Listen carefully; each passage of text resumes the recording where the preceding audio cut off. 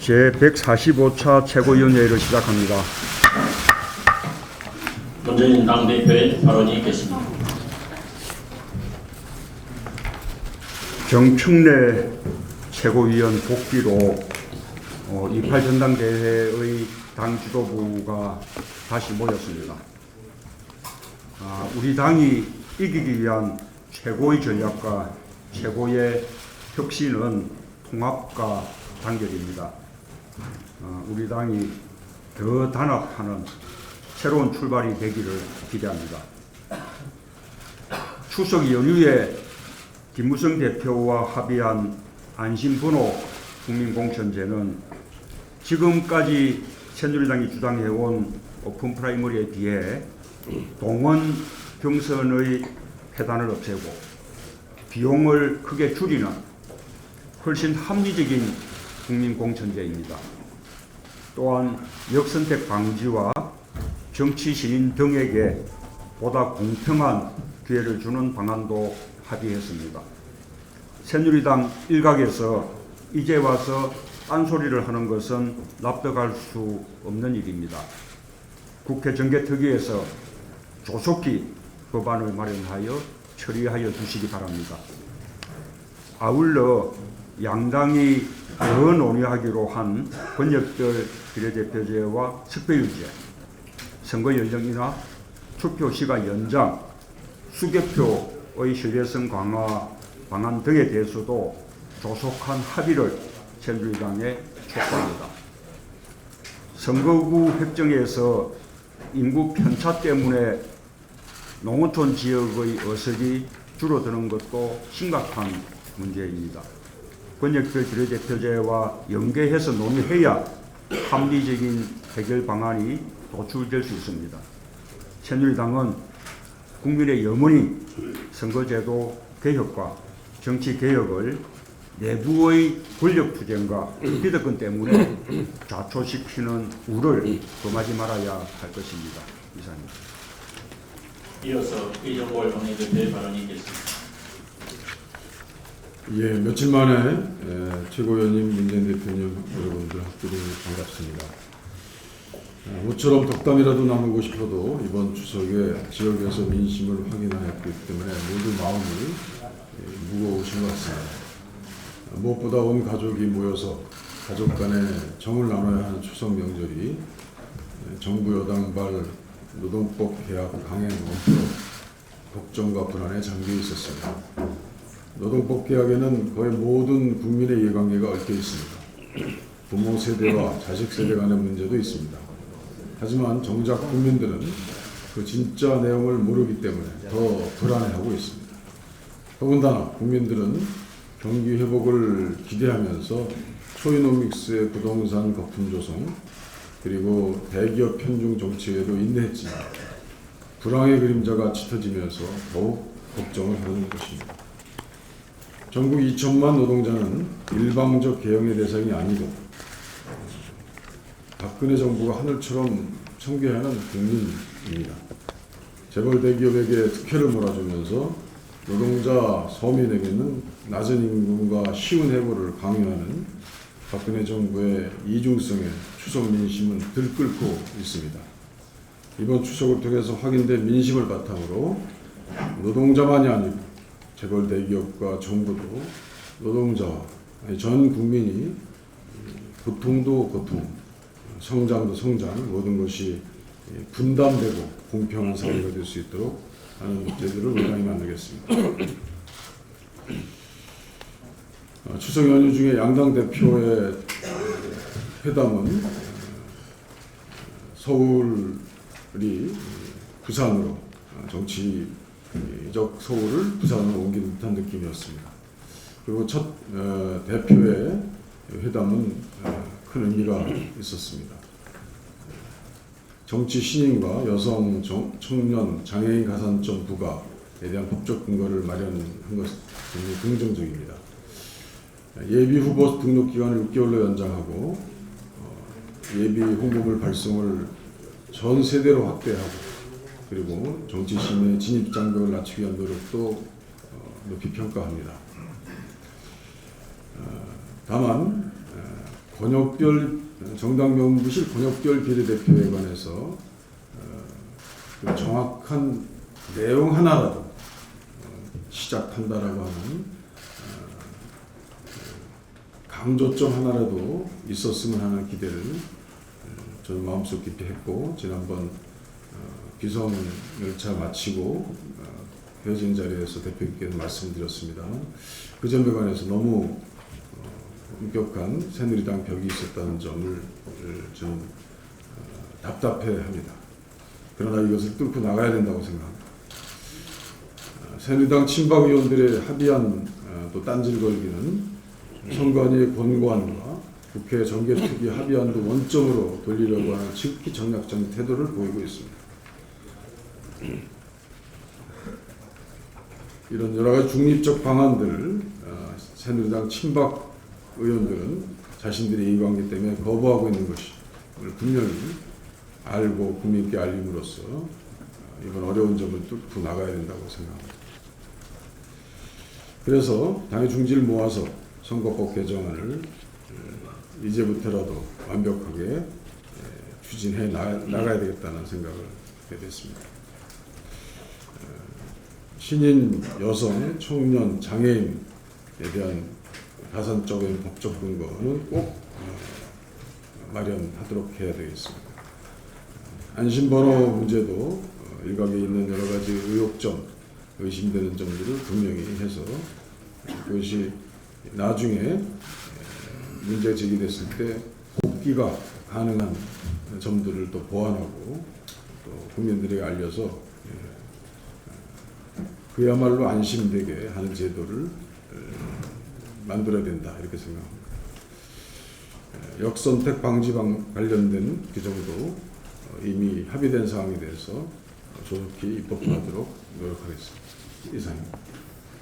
이어서 조성영 최고위원의 발언이 있겠습니다.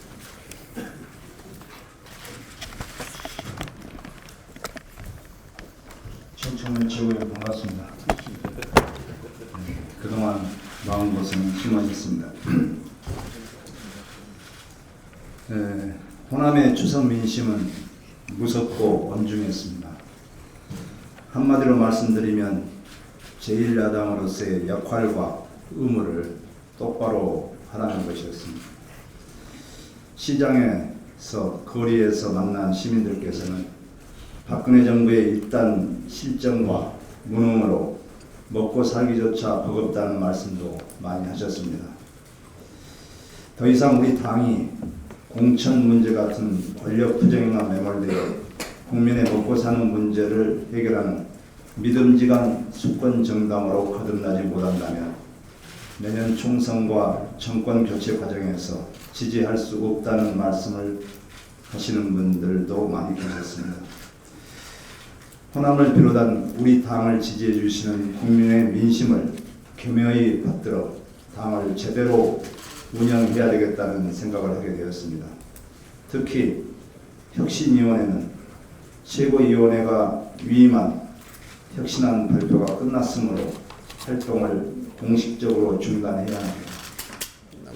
더 이상 당내의 분열과 분란을 조장하는 일은 없어야 합니다.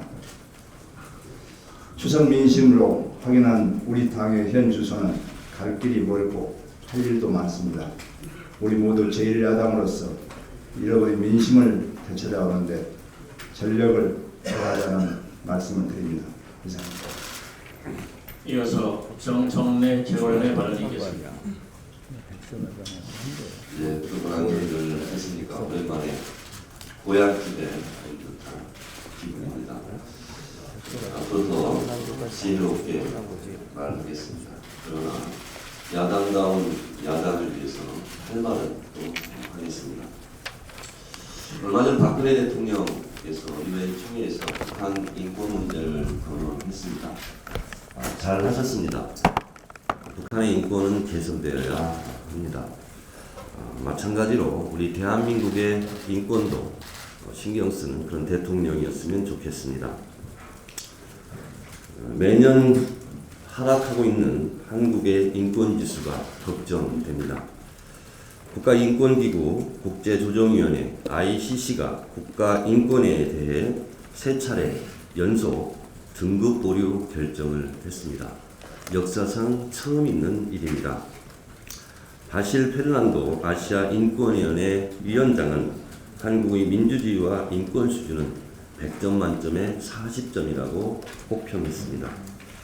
국제 엠네스티는 박근혜 정부 들어서 인권이 후퇴하고 있다라고 최초로 대한민국의 인권의 현실을 언급했습니다. 국경 없는 기자회는 한국의 언론자유 지수가 180개 국가 중 60이라고 발표하고 있습니다. 2016년 3월로 예정되어 있는 ICC 4번째 등급 심사 때까지 국제사회의 우려를 해소하지 못한다면 말레이시아, 태국에 이어 세계에서 3번째로 B등급으로 강등되는 망신을 당할 수 있는 우려스러운 상황입니다. 한국은 그동안 국제언론감시단체 국경없는 기자회가 발표한 것에 따르면 2013년 52, 2014년 57위를 기록했습니다. 언론자유지수가 처음 발표된 2002년 39위를 기록했고 2006년에는 31위까지 올랐으나 2009년 62위까지 추락했고 이명박 정부 출범 이래 40위권에 진입한 적이 단 한 번도 없습니다. 이것이 대한민국의 인권의 현실입니다.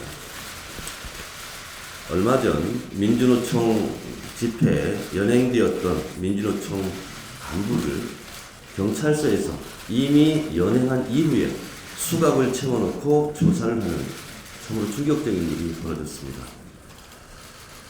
경찰 장구의 사용이라는 법적 규정은 현행범이거나 사형, 무기 또는 장기 3년 이상의 징역이나 금고에 해당하는 죄를 범한 범인의 경우에만 이렇게 수갑을 채우고 조사를 할 수 있다고 그럽니다.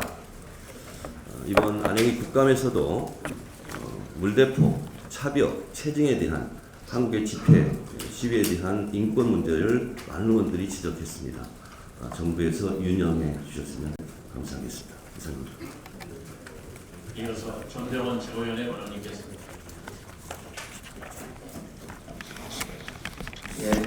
어려운 가운데서도 국민 여러분 민족 최대의 명절인 한가위 연휴 잘 보내셨기를 바랍니다. 추석 민심은 단순 명료했습니다. 먹고 살기 힘들다는 것, 그리고 특히 청년 실업이 근심을 넘어서 아주 매우 심각한 상태라는 것이 바로 추석 민심이었습니다. 그리고 우리 제1야당에게도 제발 자기들끼리 싸우지 말고 단결하라는 충고와 요구가 있었습니다. 그동안 혁신안을 가지고 당내에서 여러 논쟁과 진통을 겪어왔지만 이제 혁신위 활동은 종료되었습니다. 혁신위 활동 종료와 함께 당내 분란도 이제 끝내고 한마음 한뜻으로 뭉쳐가야 할 것입니다. 화합과 단결이야말로 우리에게 남겨진 최대의 혁신이라는 사실은 우리는 물론 국민 모두가 다 알고 있습니다. 이 순박하고 단순한 명제를 우리 모두 잊지 않기를 바랍니다. 추석 연휴간 김무성, 문재인 양당 대표 간의 전격 회동이 있었습니다. 뒤늦게나마 여야 대표가 마음을 열고 적극적으로 선거개혁 논의에 물꼬를 튼 것을 아주 다행스럽게 생각합니다. 하지만 어느 정도 갈피가 잡힌 안심번호 국민공천제를 제외한 다른 사안에 대해서는 아직도 갈 길이 많이 남았습니다. 여야가 지속적인 협의를 통해 조속한 대합의를 이끌어내도록 더욱 노력을 해야 할 것이라 생각합니다. 아울러 비례대표 확대는 선이고 지역대표 강화는 악이다라는 이분법 또한 문제가 있다는 것을 우리 스스로도 알아야 할 것입니다. 국민들은 국회의원 정수를 늘리는 것도 결코 용납하지 않을 뿐 아니라 무작정 비례대표만을 늘리는 것 또한 환영하지 않는다는 불편한 진실을 우리는 알아야 할 것입니다. 석패율제 없는 권역별 비례대표제는 오히려 취약지역에서 출마를 막아버리는 결과를 초래할 수도 있다는 점을 우리는 고려를 해야 할 것입니다. 그리고 지역 석패율제 없는 권역별 비례대표제는 취약지역 출마자들이 권역별 비례대표 당선을 위한 총알바지 역할에 끝날 수 있다는 이 불편한 사실도 우리 스스로 알아야 한다고 생각합니다. 지역주의 정치를 혁파하고 지역 대표성을 강화하고 그리고 씨 뿌린 사람이 거둘 수 있도록 하는 일석삼조의 석패율제 논의를 더욱더 활발하게 진행하고 반드시 권역별 비례대표제는 석패율제가 반드시 따라야 한다라는 점을 다시 한번 강조합니다. 이상입니다. 이어서 오영식 최고위원의 발언이 있겠습니다. 네, 국민 여러분 추석 연휴를 잘 보내셨습니까? 저 또한 추석 미팅을 통해서 우리 국민들의 목소리를 생생하게 그리고 무겁게 들었습니다. 무엇보다도 현 정부 들어서서 정부의 실정과 무능 속에 먹고 살기가 너무 힘들다라고 하는 그야말로 가슴 아픈 호소와 하소연들을 많이 접할 수 있었습니다. 더 나아가서 정치권 전반에 대한 국민적 비판과 실망의 목소리는 도처에 넘쳐나고 있었습니다. 특히 저희 새정치민주연합 야당에 대한 질책의 목소리를 참으로 무겁고 심각하게 받아 안았습니다. 이제 본격적으로 당의 혁신을 실천을 통해 완성하고 당의 단합과 통합을 위한 통합의 정치를 최선을 다해 지도부가 앞장서 풀어 나가겠습니다. 특히 제1야당으로서 정부 여당의 실정을 바로잡고 견제하는 본연의 역할을 제대로 할 수 있도록 최선을 다하겠습니다. 지난 추석 연휴 28일 양당 대표회동이 있었습니다. 저는 기본적으로 안심번호제를 통한 국민공천제에 대해서 합의를 이끌어냈던 점과 가산점제에 대한 법적 근거를 마련하는 등 의미 있는 성과가 있었다고 평가합니다. 그러나 권역별 비례대표제의 도입도 투표 시간, 투표 연령 인하 문제 등 못지않게 중요한 정치개혁의 의제에 대해서 이번을 시발로 해서 양당 간에 책임 있는 협의를 통해서 조속한 시일 내에 합의를 이끌어낼 수 있기를 기대하고 촉구합니다. 덧붙여 한 가지 말씀드린다면 안심번호제의 도입은 저희 혁신이 안에 포함되어 있는 것이기도 하지만 이미 정치개혁 특위를 통해서 여야가 합의한 내용입니다. 이러한 안심번호제를 통한 국민공천제는 기본적으로 공천권을 국민에게 돌려주자고 하는 그러한 취지를 반영한 정치개혁의 의제인 것입니다. 이에 대해서 새누리당이 다른 이야기로 왜곡시키는 것은 올바른 태도가 아니라고 생각합니다. 이 점에 대해서 다시 한번 분명히 말씀드리고 싶습니다.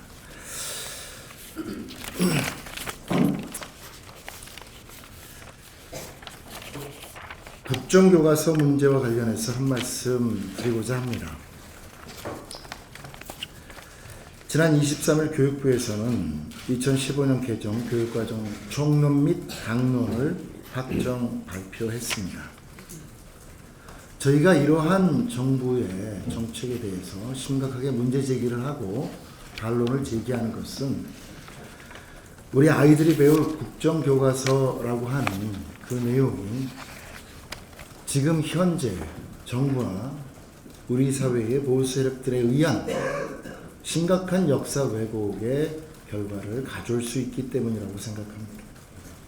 중고등학생들이 배울 한국사 과목에서 3.1운동의 전개와 대한민국의 임시정부의 활동이 삭제되고 친일행정에 대한 언급이 빠지고 또 대한민국의 정부 수립을 대한민국의 수립으로 변경해서 은근슬쩍 임시정부의 법통을 부정하고 광복절을 건국절로 바꾸는 등의 시도가 이루어지고 있기 때문입니다. 우리 아이들에게 진실을 가르치고 올바른 역사인식을 갖게 하는 것은 미래를 위해서도 매우 중요한 과제이자 저희의 책무입니다.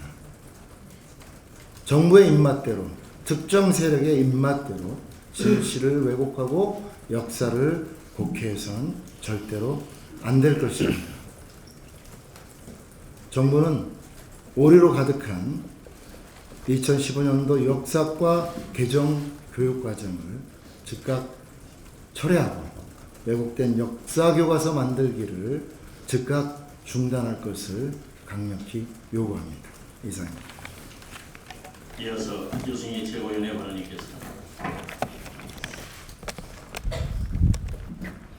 지난 28일 문재인 대표께서 김무성 대표와 만나 오픈 프라이머리 도입에 합의를 해 주었습니다. 이제는 새누리당이 응답할 차례입니다. 권역별 비례대표제 도입에 응답하십시오. 정청래 최고위원께서 오랜 시간 동안 은인자중의 시간을 보내고 왔습니다. 우리 모두에게도 이 시간들이 당의 단합과 통합과 화합을 위한 그런 시간이 되었으리라고 봅니다. 이상입니다. 이어서 송희 최고위원의 발언이 있겠습니다.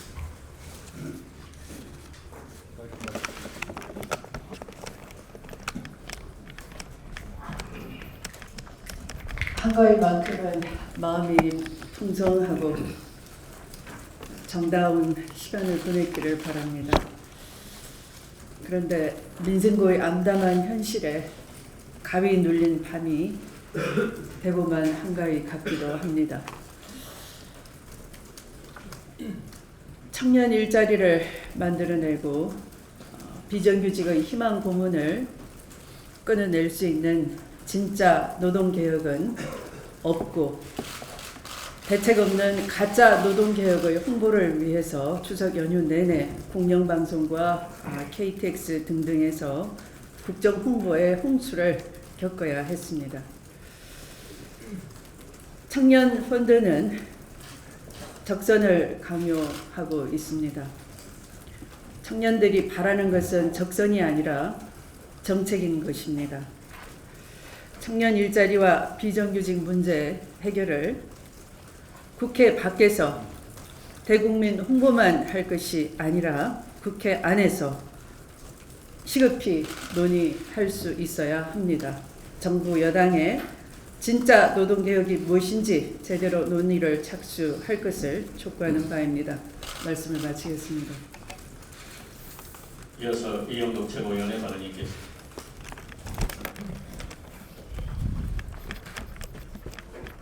박근혜 대통령께서 지금 유엔에 가셔서 우리나라 과거 새마을운동을 열심히 홍보하고 있습니다. 저도 어렸을 때 새마을운동 하던 촌에서 4.27 운동도 하고 등등 좋았던 기억들이 많습니다. 새마을운동이 우리나라에 끼친 좋은 그 결과들, 영향들이 있죠.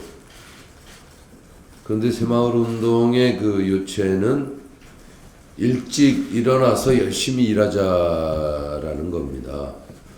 아무것도 없던 시절에 거의 자포자기 하지 말고 뭔가는 하자. 촌에서는 퇴비 만드는 것 등등.